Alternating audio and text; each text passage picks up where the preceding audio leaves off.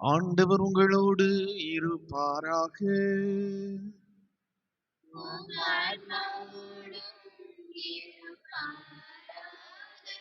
மத்தேயு எழுதிய தூய நற்செய்தியிலிருந்து வாசகம்.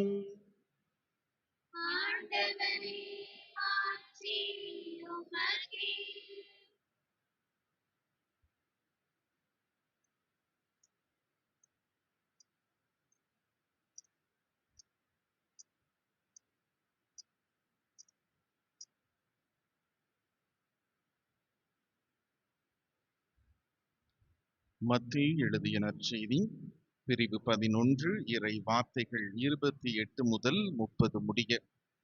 மேலும் இயேசு, பெரும் சுமை சுமந்து சோர்ந்திருப்பவர்களே, எல்லாரும் என்னிடம் வாருங்கள், நான் உங்களுக்கு இளைப்பாறுதல் தருவேன்.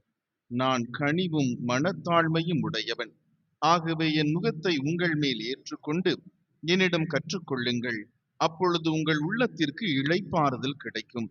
ஆம், என் நுகம் அழுத்தாது, என் சுமை எளிதாய் உள்ளது என்றார்.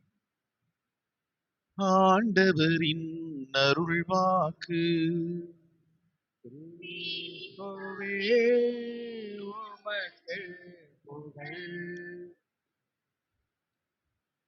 இயேசுவில் அன்பிற்கினிய சகோதர சகோதரிகளை, கோடி அற்புதர் பதுவை புனித அந்தோணியாருடைய அன்பு பக்தர்களை, உங்கள் அனைவருக்கும் பதுவை நகர் புனித அந்தோணியாருடைய திருவிழா வாழ்த்துக்களை தெரிவித்துக் கொள்வதில் மிக்க மகிழ்ச்சி அடைகின்றேன். அந்தோணியாருடைய இந்த நவநாளை கொண்டாடக்கூடிய இந்த அருமையான நாள்ல நம்பிக்கையினுடைய ஒரு எடுத்துக்காட்டாக எவ்வாறு அந்தோணியார் திகழ்ந்திருக்கிறார், நம்பிக்கையில் தளராத ஒரு புனிதராக எவ்வாறு அவர் வாழ்ந்தார் என்பதை இன்றைய மறையுரை சிந்தனையாக உங்களோடு பகிர்ந்து கொள்ள இருக்கிறேன். நம்பிக்கை என்றால் என்ன அப்படிங்கிற அந்த சொல்லுக்குடைய பொருளை எபிரியருக்கு எழுதப்பட்ட புத்தகத்துல 11வது அதிகாரம் 1வது வசனத்துல நம்பிக்கை என்றால் என்ன அப்படிங்கிறது சொல்லப்பட்டிருக்குது. யாராவது வாசிக்கலாமா? எபிரியருக்கு எழுதப்பட்ட திருமுகம் அதிகாரம் 11 இறை வார்த்தை 1 வாசிங்க. நம்பிக்கை என்பது நாம் எதிர்நோக்கி இருப்பவை கிடைக்கும் என்னும் உறுதி, கண்ணுக்கு புலப்படாதவை பற்றிய ஐயமற்ற நிலை. இந்த நம்பிக்கையால் தான் நம் மூதாதையர் நற்சான்று பெற்றனர். பாத்தீங்கன்னா, நம்பிக்கை என்றால் என்ன என்பது நாம் எதிர்நோக்கி இருப்பவை கிடைக்கும் என்ற மன உறுதி, கண்ணுக்கு புலப்படாதவை பற்றிய ஐயமற்ற நிலைதான் நம்பிக்கை என்பதை எபிரியருக்கு எழுதப்பட்ட திருமுகம் நமக்கு உணர்த்துகின்றது. நம்முடைய பாதுகாவலர் புனித அந்தோணியார் எவ்வாறு இந்த நம்பிக்கையை வாழ்வாக்கினார்?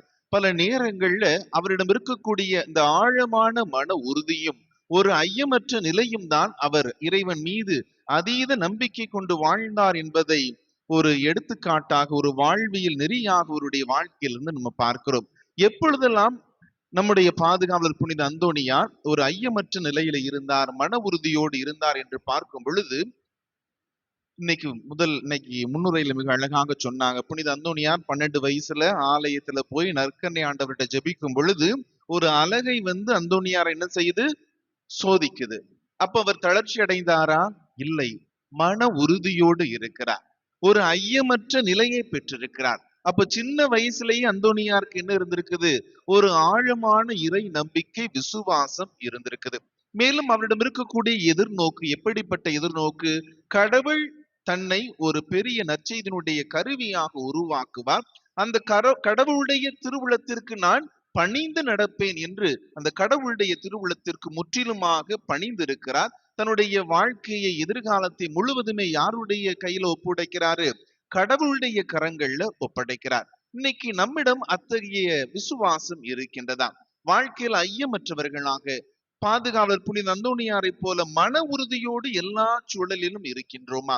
அதே வேளையில் எதிர்காலத்தை குறித்து சிந்திக்கின்ற வேளையிலையும் நாம் கலக்கமில்லாத மனிதர்களாக இருக்கின்றோமா? அந்தோணியாரை பொறுத்தளவுல எதிர்காலம் யாருடைய கையில இருக்குது? ஆண்டவருடைய கையில இருக்குது. நாளை என்பது ஆண்டவருடைய நாள். நாளை எவ்வாறு ஆண்டவர் என்னை விரும்புகிறார், அவருடைய திருவுளம் எது என்ன என்பதை அறிந்து அந்த திருவுளத்திற்காக தன்னையே என்ன செய்யறாரு, முற்றிலுமாக கையளிக்கின்றார். ஒரு நம்பிக்கையினுடைய முன்னோடியாக இருக்கிறார். இந்த எபிரேயருக்கு எழுதப்பட்ட திருமுகத்துல அந்த 11ஆம் அதிகாரம் 1வது அந்த வசனம் இவ்வாறாக நிறைவேறுகின்றது. நம்பிக்கையினால் தான் நம்முடைய மூதாதையர்கள் நற்சான்று பெற்றார்கள் என்று அங்கு கூறப்படுகின்றது. நம்முடைய வாழ்க்கையிலும் நாம் நற்சான்று பெற வேண்டும் என்றால் எப்படிப்பட்ட மனிதர்களாக இருக்க வேண்டும்? நம்பிக்கையினுடைய மாந்தர்களாக, நம்முடைய பாதுகாவலர் புனித அந்தோணியாரை போல நம்பிக்கையினுடைய மாந்தர்களாக நாமும் விளைய வேண்டும். ஆனால் நம்பிக்கை பத்தி பேசுறதெல்லாம் நல்லா இருக்கும். ஆனால் ஒரு வாழ்க்கையில ஒரு சின்ன சவால், ஒரு சின்ன துன்பம்னா என்ன செய்வோம்? நம்பிக்கையிலிருந்து நாம தளர்ந்து போவோம், நம்பிக்கையை இழந்து விடுவோம். அப்ப நம்முடைய வாழ்க்கையில நம்பிக்கையை பாதிக்கக்கூடிய காரணியாக இருப்பது எது என்பதை பார்க்கும் பொழுது, வாழ்க்கையில அன்றாட வாழ்க்கையில நாம் சந்திக்கக்கூடிய துன்பங்கள் தான் நம்முடைய வாழ்க்கையில நம்பிக்கை தளர்ச்சியை ஏற்படுத்துகின்றது. இந்த நம்பிக்கை தளர்ச்சி எப்படி போக்குவது? இன்னைக்கு வாசிக்கிட்ட நற்செய்தி வாசகத்துல இயேசு என்ன சொல்றாரு? பெரும் சுமை சுமந்து சோர்ந்திருப்பவர்களே எல்லாரும் என்னிடம் வாருங்கள், நான் உங்களுக்கு இளைப்பாறுதல் தருவேன் சொல்றாரு. எப்பொழுதெல்லாம் நாம் நம்முடைய நம்பிக்கையில தளர்ச்சி உள்ள மனிதர்களாக இருக்கிறோமோ, வாழ்க்கையில மிக அதிகமாக சோதனைகளுக்கு உள்ளாக்கப்படுகின்றோமோ, வாழ்க்கையில எப்பொழுதெல்லாம் துன்பங்கள் நம்முடைய உள்ளத்தை வாட்டுகின்றனவோ, அப்பொழுதெல்லாம் நம்ம யாரை தேடி போனோம்? இயேசுவை தேடி போனோம். ஆனா துன்ப நேரத்துல என்ன செய்வோம்? இயேசு இருக்கிறதே நாம மறந்து விடுவோம். ஆக இந்த கவலைகளை, போராட்டங்களை, துன்பங்களை கிறிஸ்தவர்களாகிய நாம் எவ்வாறு மன உறுதியோடு எதிர்கொள்வது என்பதை பற்றிய தெளிவு நமக்கு வேண்டும். துன்பம்னா என்ன அப்படின்னு யோசிச்சோம் அப்படின்னா, துன்பம், மனக்கவலை அப்படின்னா என்னன்னு பார்க்கும் பொழுது அதற்கு வரையறையாக எந்த ஒரு நிகழ்வு, எந்த ஒரு சிந்தனை நம்முடைய மனசுல ஒரு ஆழ்ந்த வருத்தத்தையோ கவலையோ ஏற்படுத்துகின்றதோ அதை நாம துன்பம் அப்படின்னு சொல்வோம். துன்பத்திற்கு காலம் கிடையாது. கடந்த கால நிகழ்வுகளும் நம்முடைய வாழ்க்கையில துன்பத்தை ஏற்படுத்தலாம், கசப்பான உணர்வுகளாக இருக்கலாம். கடந்த கால அனுபவங்களும் வாழ்க்கைய துன்பத்தை ஏற்படுத்தலாம். நிகழ்கால அனுபவங்களும் நம்முடைய வாழ்க்கையில துன்பங்களாக இருக்கலாம், ஒரு நோயாக இருக்கலாம், உறவு சிக்கலாக இருக்கலாம், அது கூட துன்பத்தை ஏற்படுத்தலாம். எதிர்காலத்தை குறித்த ஒரு கனவு, அதுல எதுவும் ஒரு ஏமாற்றம் அடைந்து விடுவோமோ, எதிர்காலத்தை குறித்த சிந்தனைகளும் நம்முடைய உள்ளத்துல கவலைகளை, துன்பங்களை ஏற்படுத்தலாம். அப்போ துன்பங்கள் என்பது காலங்களை கடந்தது. துன்பம் இல்லாத மனிதர்கள் யாராவது இருக்கிறாங்களா? எனக்கு கஷ்டமே இல்ல, துன்பமே இல்ல அப்படின்னு யாரும் சொல்ல முடியுமா? யாருமே சொல்ல முடியாது. வாழ்க்கையில போராட்டங்கள், துன்பங்கள் என்பது இயல்பானவை. மனித வாழ்க்கையினால என்ன இருக்கும்? துன்பங்கள் இருக்கத்தான் செய்யும். அந்தோணியார் பெரிய கோடி அற்புதம் இருக்கலாம், அவருடைய வாழ்க்கையிலும் துன்பங்கள் இருந்ததா? நிச்சயமாக துன்பங்கள் இருந்தது. அவருடைய வாழ்க்கையிலும் போராட்டங்கள் இருந்தது, அவருடைய வாழ்க்கையிலும் சோதனைகள் இருந்தது. இருந்த பொழுதிலும் கூட இயேசுவின் மீது ஒரு அசையாத பற்று கொண்டு அன்பு கொண்டு வாழ்ந்த காரணத்தினால அந்த போராட்டங்களையும் துன்பங்களையும் மன உறுதியோடு அவரால் எதிர்கொள்ள முடிந்தது. அத்தகைய ஒரு மன தைரியத்தை நம்முடைய பாதுகாவலர் நமக்கு ஊட்டி வளர்க்கின்றார். எவ்வாறு இந்த துன்பங்களை எதிர்கொள்வது? பல நேரங்கள்ல துன்பங்களை பற்றி யோசிக்கும் பொழுது நாம் செய்த பாவங்கள் தான் நமக்கு துன்பங்களை வருவிக்கின்றன என்ற ஒரு கருத்தியல் மிக அதிகமாக இருக்கும். நான் இன்னைக்கு கஷ்டப்படுறேன், நோய்வாய்ப்பட்டிருக்கிறேன் அப்படின்னா உடனே என்ன செய்வோம்? நான் செய்த பாவமா, என்னுடைய பெற்றோர்கள் செய்த பாவமா அப்படின்னு சொல்லிட்டு அதை நினைத்து நாம் வருத்தப்படுவோம். இயேசு கிட்ட போய் சீடர்கள் கேட்பாங்க, இவன் பிறவிலேயே குருடனாக பிறந்திருக்கிறான, இவன் குருடனாக பிறந்ததற்கு காரணம் இவன் செய்த பாவமா இல்லது இவருடைய மூதாதையர் செய்த பாவமான்னு கேட்கும் பொழுது இயேசு ஒரு அருமையான விளக்கத்தை சொல்வார். என்ன சொல்வாரு?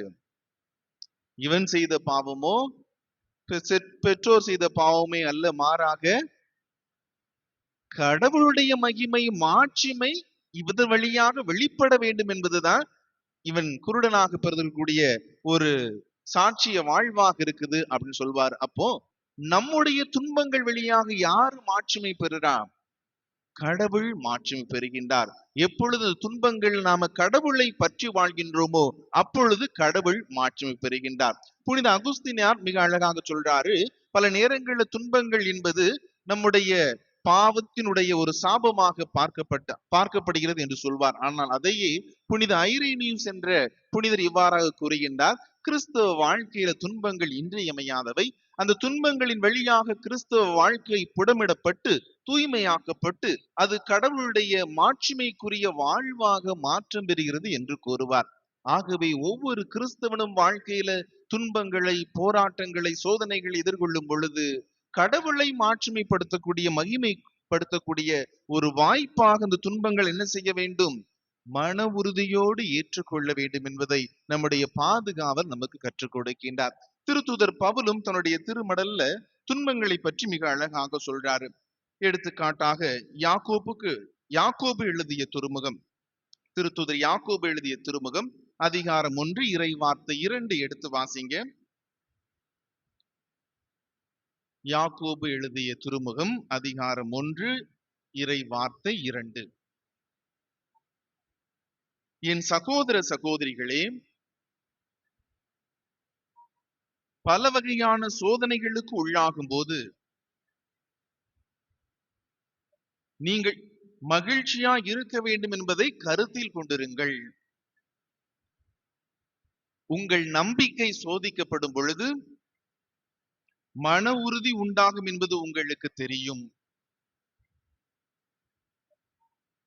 உங்கள் மன உறுதி நிறைவான செயல்களால் விளங்கட்டும்.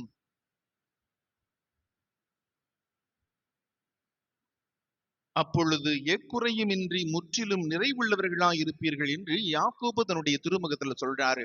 அப்ப கிறிஸ்தவர்கள் துன்பங்களை ஏற்றுக்கொள்ளும் பொழுது எப்படி இருக்கணும்? பெருமகிழ்ச்சியோடு அந்த துன்பங்களை ஏற்றுக்கொள்ளணும். அது ஒரு நோயோ, சோதனையோ, போராட்டமோ, சவால்களோ, ஏமாற்றமோ, எந்த விதத்துல அந்த துன்பம் நம்முடைய வாழ்க்கையை வாட்டி வதைத்தாலும் அதை எப்படி ஏற்றுக்கொள்ளணுமா? பெருமகிழ்ச்சியோடு அந்த துன்பத்தை நம்ம வாழ்க்கையில வரவேற்று ஏற்றுக்கொள்ள வேண்டும். ஏனென்றால் அந்த துன்பத்தின் வழியாக நம்முடைய நம்பிக்கை என்ன செய்து உறுதிப்படுகின்றது. இந்த துன்பத்தின் வழியாக நம்முடைய மனது உறுதிப்படுகின்றது. துன்பங்கள் நம்முடைய வாழ்க்கையை கடவுளுக்கு உகந்த மனிதர்களாக வாழ நம்முடைய வாழ்க்கையை உருவாக்குகின்ற ஒரு மகத்தான பணியை செய்கின்றது என்பதை இந்த யாக்கோபு தன்னுடைய திருமுகத்துல சொல்றாரு. திருத்தூதர் பவுல் ரோமையருக்கு எழுதிய திருமுகம் அதிகாரம் 5 இறை வார்த்தை 3 எடுத்து வாசிங்க. இந்த பக்கம் யாரும் பைபிள் கொண்டு வரலையா? அது மட்டுமல்ல, துன்பங்களை தாங்கிக் கொள்வதிலும் பெருமகிழ்ச்சி கொள்கின்றோம். ஏனெனில் துன்பத்தால் மன உறுதியும், மன உறுதியால் தகைமையும், தகைமையால் எதிர்நோக்கும் விளையும் என அறிந்திருக்கிறோம். துன்பங்களை தாங்கிக் கொள்வதில் கிறிஸ்தவர்கள் மீண்டுமாக பெருமகிழ்ச்சி கொள்கின்றோம். ஏனென்றால் துன்பத்தால் மன உறுதியும், மன உறுதியால் தகைமை. தகைமைனா என்ன? வாழ்க்கையில எல்லாவற்றையும் எதிர்த்து போராடக்கூடிய ஒரு ஆற்றல். அது யாருக்கு இருக்கும்? யாரு துன்பங்களை மகிழ்ச்சியோடு ஏற்றுக்கொள்கின்றார்களோ அந்த மனிதர்களுக்குத்தான் வாழ்க்கையில எல்லா போராட்டங்களையும் எதிர்த்து போரிடக்கூடிய, நிற்கக்கூடிய ஆற்றல் மிக்க மனிதர்களாக இருப்பாங்க. அதே வேளையில் அந்த துன்பத்தை தாங்கிக் கொள்வதன் வழியாக நாம் எதிர்நோக்கின் திருப்பயணிகளாக, இப்பெல்லாம் இந்த யூபிலி ஆண்டுல என்ன சொல்றாங்க? எதிர்நோக்கின் திருப்பயணிகளாக நாம இருக்கணும்னு சொல்லிட்டு திருத்தந்தை அழைப்பு விடுக்கின்றார். துன்பங்களை தாங்கிக் கொள்வதன் வழியாக நம்முடைய வாழ்க்கையில எதிர்நோக்கு விளையும் என்பதையும் திருத்தூதர் பவுல் மிக அழகாக சொல்றாரு. இந்த யூபிலி ஆண்டினுடைய அந்த லட்சணையை பார்த்திருக்கிறீங்களா? இந்த யூபிலி ஆண்டினுடைய தொடக்க திருப்பலி எல்லாம் இருந்துச்சு. அதுல என்னென்ன அடையாளங்கள்லாம் இருந்துச்சு? ஒரு படகு இருக்குது. படகு அப்ப எங்க பயணிக்கும்? கடல்ல பயணிக்கும். அந்த படகு மேல யார் இருக்கிறா? மனிதர்கள் இருக்கிறாங்க. அந்த படகை முன்னோக்கி ஓட்டி செல்றது யாரு? ஒரு சிலுவை இருக்குது. இயேசு ஓட்டி செல்றாரு. அந்த படகு சிலுவைக்கு கீழே என்ன இருக்குது? ஒரு நங்கூரம் இருக்குது. கடல்ல பயணம் என்பது எளிதா இருக்குமா? அது போராட்டமாகத்தான் இருக்கும். வாழ்க்கை என்பது போராட்டமாகத்தான் இருக்கும். சவால் நிறைந்ததாக இருக்கும். இருந்த பொழுதிலும் கூட இறைமகன் இயேசு கிறிஸ்து அந்த துன்பமான அந்த போராட்டத்துல, அலைகள் மிகுந்த அந்த வாழ்க்கை போராட்டத்துல அவர் முன்னின்று என்ன செய்யறாரு? அந்த படகை ஓட்டி செல்கின்றார். நாம் என்ன செய்ய வேண்டும்? அவரை பற்றி பிடித்து வாழ வேண்டும் என்பதைத்தான் மிக அழகாக நம்பிக்கையில் வேரூன்றிய மனிதர்களாக நாம் இருக்க வேண்டும். அதுதான் எதிர்நோக்கின் திருப்பயணிகளுக்கு தேவையான ஒரு இன்றியமையாத பண்பாக பார்க்கப்படுகின்றது. ஆகவே இந்த யூபிலி ஆண்டிலும் நம்பிக்கை குறித்து சிந்திக்கக்கூடிய நாம் இன்னும் அதிகமாக நம்பிக்கையில் வேரூன்றி நம்முடைய நம்பிக்கையை ஆழப்படுத்தவும் திரு அவை நமக்கு அழைப்பு விடுக்கின்றது. சரி, துன்பங்களை பத்தி எல்லாம் பேசியாச்சு, நம்பிக்கையை பத்தி எல்லாம் பேசியாச்சு. இந்த துன்பங்கள்ல கடவுள் எங்க இருக்கிறாரு அப்படிங்கிறது பல நேரத்துல நமக்கு புரியாது. துன்பப்படும் பொழுது ஏதோ அந்த துன்பம் நமக்குரியது அப்படின்னு தான் கருதுவோம். அந்த துன்பம்னாலே நம்ம கடவுளை விட்டு என்ன செய்வோம், கொஞ்சம் விலகி போயிடுவோம். மாறாக துன்பங்கள்ல கடவுள் எங்க இருக்கிறார் அப்படிங்கிறத இஸ்ரேல் மக்களுடைய வாழ்க்கையிலிருந்து பார்க்கலாம். இஸ்ரேல் மக்கள் எகிப்து நாட்டுல பார்வோனுக்கு கீழே மிக அடிமைத்தலையில ரொம்ப கஷ்டப்படுறாங்க. இந்த கஷ்டப்பட்ட நிலையை கடவுள் பார்க்கிறாரு. கடவுள் மோசேயை அழைத்து அவர் சொல்லக்கூடிய அந்த வார்த்தைகள், மோசே இங்க வா, எகிப்து நாட்டில் என்னுடைய மக்கள் படக்கூடிய அந்த வேதனைகளை நான் என்னுடைய கண்களால் பார்க்கின்றேன். அவர்களுடைய அழுகுரலை என்னுடைய காதுகளால் நான் கேட்கின்றேன். நான் அவர்களை இந்த எகிப்து நாட்டிலிருந்து உன் வழியாக என்ன செய்வேன், விடுவிப்பேன் அப்படின்னு சொல்றாரு. அப்போ மனிதர்கள் கஷ்டப்படும் பொழுது கடவுள் என்ன செய்யறாரு, அந்த கஷ்டத்தை தன்னுடைய கண்களால் பார்க்கிறாரு. இன்னைக்கு வாழ்க்கையில எனக்கு ஒரு கஷ்டம் இருக்குது அப்படின்னா அந்த கஷ்டத்தை யாரு பார்க்கிறா, கடவுள் தன்னுடைய கண்களால் பார்க்கிறாரு. அந்த கஷ்டத்தை நினைச்சு நான் அழுறேன் புலம்புறேன் அப்படின்னா அந்த புலம்பலை யாரு கேட்கிறா, கடவுள் தன்னுடைய காதுகளால கேட்கிறாரு. அவர் வெறுமனுமே பார்க்கின்ற கடவுள் மட்டுமல்ல, அழுகையை கேட்கின்ற கடவுள் மட்டுமல்ல, அந்த அழுகையை துன்பத்தையும் நம்மிடமிருந்து எடுத்துவிட என்ன செய்யறாரு, அவரே திட்டமிட்டு நமக்காக செயலாற்றுகின்றார்.